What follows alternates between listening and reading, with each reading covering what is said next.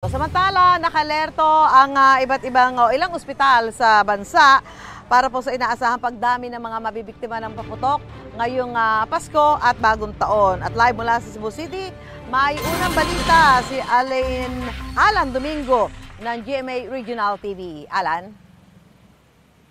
Yes, Susan, may paalala ang ahensya para makaiwas sa sakit at iba pang mga sakuna na may kaugnayan sa mga aktibidad sa mga panahong ito. Kaliwat kanan ang mga Christmas party kung saan unlimited ang mga pagkain, kabilang na ang paboritong lechon at mga matatamis na pagkain. Masasarap man, paalala ng Department of Health o DOH-7, hinay-hinay lang sa pagkain ng mga matataba at matatamis na pagkain, lalo't lahat ng sobra ay masama. Pahimang no lang na dili unta ta kanunay maghuna-huna sa kalipay lang. Kaya ang Pasko, dapat ato manghuna-hunahon nga mag-enjoy ta.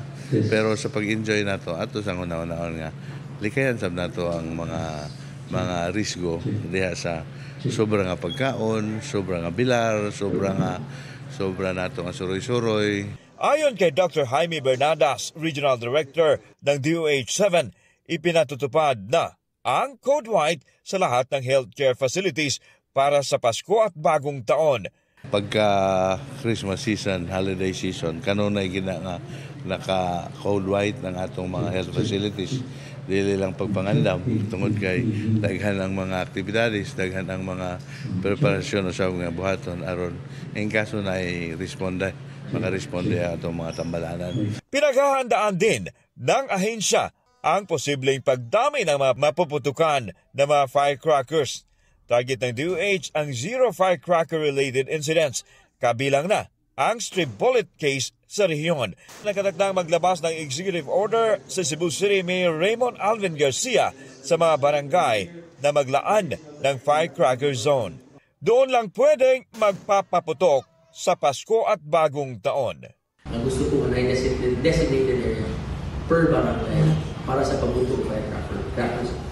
And then open space, open basketball court.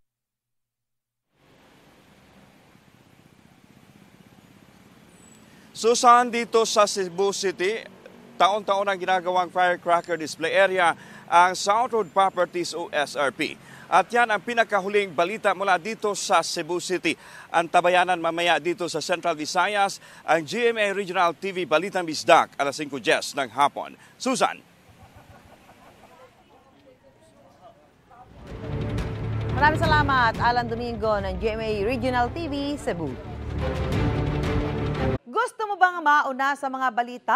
Mag-subscribe na sa GMA Integrated News sa YouTube at tumutok sa unang balita.